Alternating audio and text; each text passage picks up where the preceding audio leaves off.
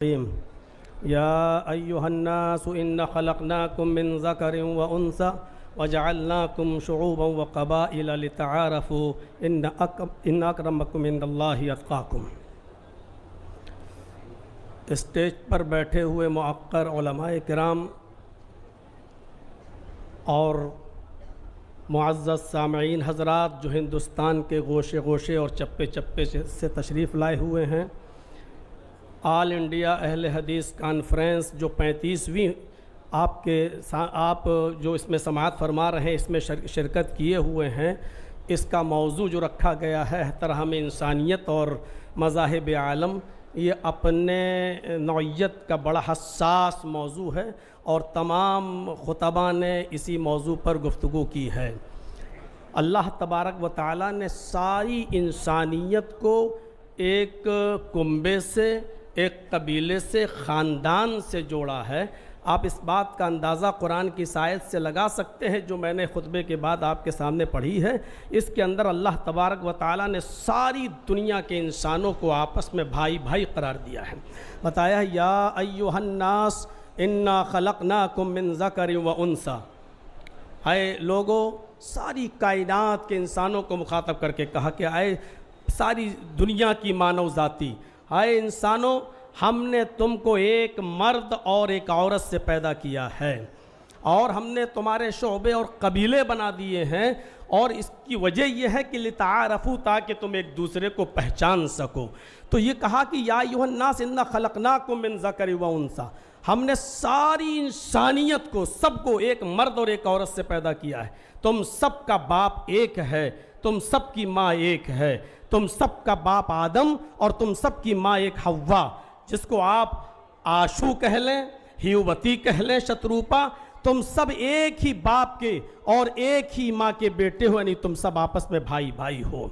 قرآن کریم کی ایک آیت ہم اور آپ کے سامنے پڑھ رہے ہیں، اس سے آپ اندازہ لگا سکتے ہیں کہ اللہ تبارک و تعالیٰ نے فرمایا کہ تم کسی بھی مذہب کے یا کسی بھی مکتبہ فکر سے تمہارا تعلق ہو، لیکن عدل و انصاف کا جب معاملہ آئے، نیائے کا، ججمنٹ کا جب معاملہ آئے، تو اس میں تم کسی کو یہ نہیں دیکھو گے یہ کون ہے، کس دھرم سے ہے، کیا ہے۔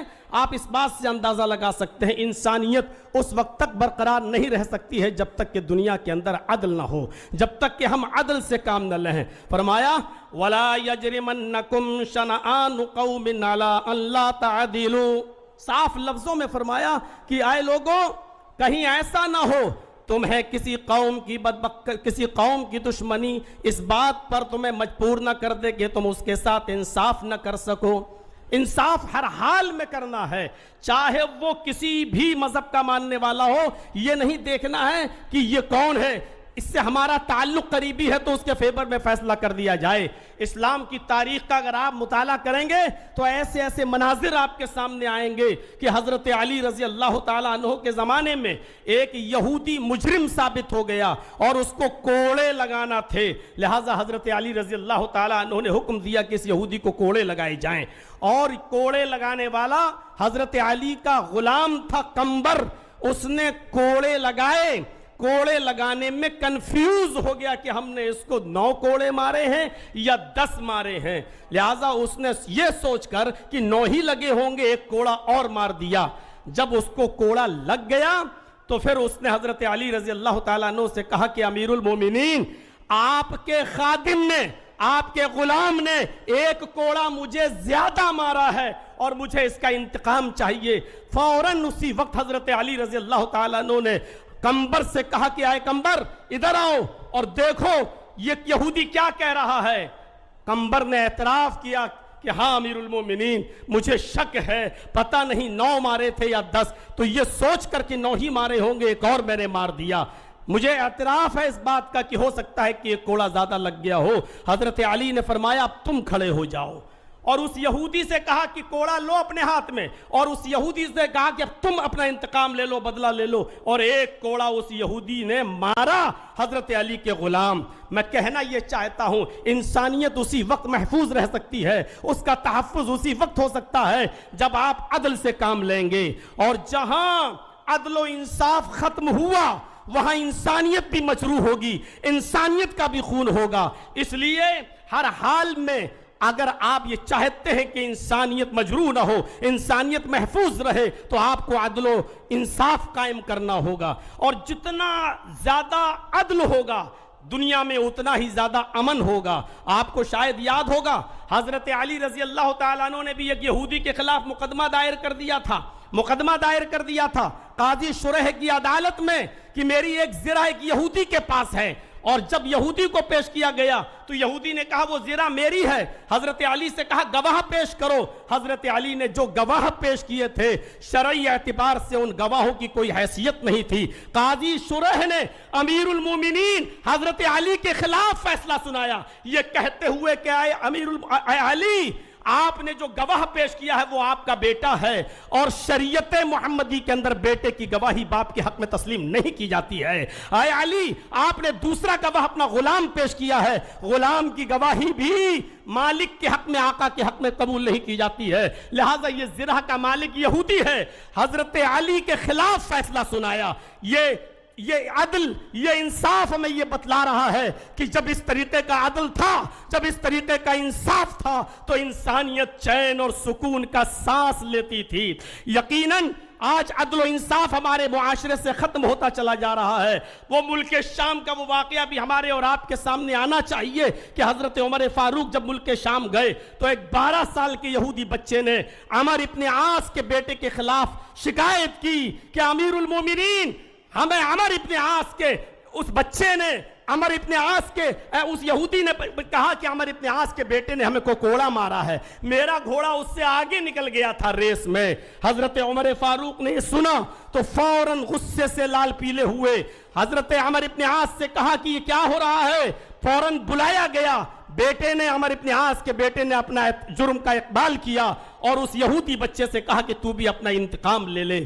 ہماری حکومت، ہماری خلافت، ہماری چودراہٹ، سب کچھ ہونے کے باوجود خود عمر ابن عاص کے بیٹے کو اس یہودی بچے نے کوڑا لگایا۔ میں علامہ احسان الہی ظہیر کی ایک بار تقریر سن رہا تھا، انہوں نے تو اپنے خطاب کے اندر یہ بھی کہا کہ ایک کوڑا حضرت عمر فاروق نے اپنے خاتم سے کہا کہ عمر ابن عاص کو بھی لگاؤ۔ جب عمر ابن عاص کو کوڑا لگا تو انہوں نے پوچھا کہ مجھے کیوں کوڑا مارا جا رہا ہے، میرا کیا قصور ہے؟ تو فرمایا تمہارا قصور یہ ہے کہ تم نے اپنے بیٹے کو صحیح تربیت نہیں دی ہے۔ اگر تم نے اپنے بیٹے کو صحیح تربیت دی ہوتی تو تمہارا بیٹا ناجائز کسی یہودی بچے کو کوڑا نہیں مارتا۔ یہ تحفظ انسانیت کا میرے بھائیوں وہ دور تھا جب عدل تھا، جب انصاف تھا، تو اس طریقے سے ہمارے معاشرے اور سماج اور سوسائٹی کے اندر انسانیت کا تحفظ تھا۔ آج ذرا آپ اپنے علاقوں میں دیکھیں، اپنے ملک کی بات تو چھوڑ دیجئے،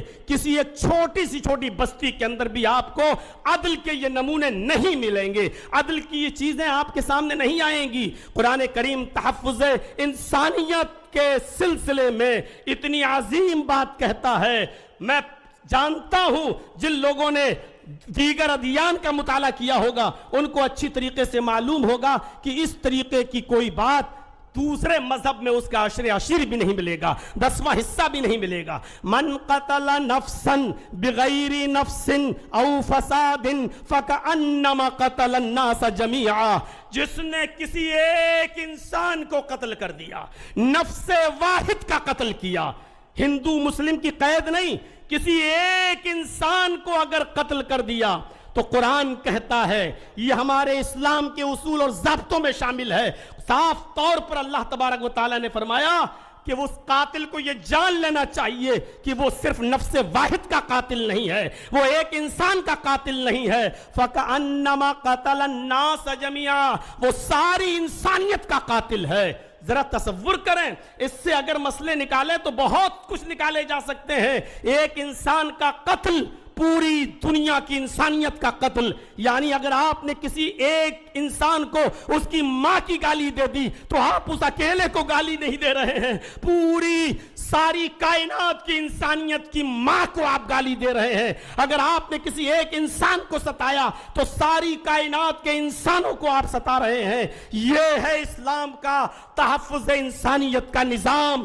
انسانیت کو اتنا زیادہ عروج دیا ہے اور اتنا زیادہ اہمیت دی ہے کہ ہر انسان کو سوچنا چاہیے جب ماحول خراب ہوتے ہیں تو جنگیں بھی ہوتی ہیں. اگر آپ ہمارے ملک پر کوئی ٹیڑھی نظر ڈال کے دیکھے تو کیا ہمارا ملک خاموش بیٹھا رہے گا؟ ہوتا ہے. اسلامی دور میں بھی جنگیں ہوئیں لیکن تعجب کریں گے آپ. سوچئے اور سمجھنے کی کوشش کیجئے کہ اللہ کے نبی صلی اللہ علیہ وسلم کے زمانے میں بھی جنگیں ہوتی تھیں لیکن آپ کو یہ معلوم ہونا چاہیے کہ ان جنگوں کے اندر بھی کتنی پابندی تھی کہ محمد رسول اللہ نے کہا اگر آپ کو لوگ مجبور ہی کر دیں اور لڑنے پر آپ آمادہ ہی ہوں، اس کے علاوہ کوئی چارہ نہ ہو تو تم جنگ کرو، لیکن یاد رکھنا اس جنگ کے اندر بھی تمہارے لیے اصول ہیں، اور اصول یہ ہے کہ تم کسی بوڑھے کے اوپر تلوار نہیں چلاؤ گے، تم کسی عورت کے اوپر تلوار نہیں چلاؤ گے، یہ تم کسی معصوم بچے کی گردن پر تلوار نہیں چلاؤ گے. یہ اصول اور یہ ضابطے بتائے ہیں. یہ نبی اکرم کا یہ فرمان پوری دنیا کی انسانیت کو سوچنا چاہیے کہ آج اسرائیل کس طریقے کی بمباری کر رہا ہے اور ناجائز طور پر فلسطین کے معصوم بچوں کو مار رہا ہے، قتل کر رہا ہے، عورتوں کو مار رہا ہے یا بیوہ کر رہا ہے. ساری دنیا کی انسانیت خاموش بیٹھی ہوئی ہے. وہ بچوں ہی کو ظلم و ستم کا نشانہ بنا رہا ہے، وہ وہاں کے لوگوں کو ناجائز طور پہ مار رہا ہے. میں کہنا یہ چاہتا ہوں کون غلط کون صحیح ایک الگ مسئلہ ہے، لیکن یہاں انسانیت مجروح ہو رہی ہے. محمد رسول اللہ صلی اللہ علیہ وسلم نے اس دور میں بھی یہی کہا تھا کہ کوئی بھی شخص جو ہے کسی بوڑھے کی گردن پہ تلوار نہ چلائے، کوئی بھی شخص کسی معصوم کی گردن پہ تلوار نہ چلائے، کوئی بھی شخص کسی عورت کو نہ مارے، کسی بوڑھے کو نہ مارے. یہ اصول اور یہ ضابطے متعین کیے تھے اسلام نے. میرے بھائیوں، نبی اکرم صلی اللہ علیہ وسلم کے زمانے میں بھی جنگیں ہوا کرتی تھیں، اور آپ غزوات و سرایا کی تعداد جوڑیں. علامہ ابن القیم الجوزی رحمت اللہ علیہ نے زاد المعاد میں لکھا ہے کہ نبی اکرم صلی اللہ علیہ وسلم کے زمانے میں آپ کے غزوات اور سرایا کی تعداد جوڑی جائے تو تقریباً 80 ہے. 54 تو وہ غزوات ہیں جس میں نبی اکرم شامل ہوئے اور 26 وہ جس میں آپ شریک نہیں ہو سکے. تو 80 غزوات و سرایا میں اگر دیکھا جائے تو جو لوگ مارے گئے ان کی تعداد تھی 1018.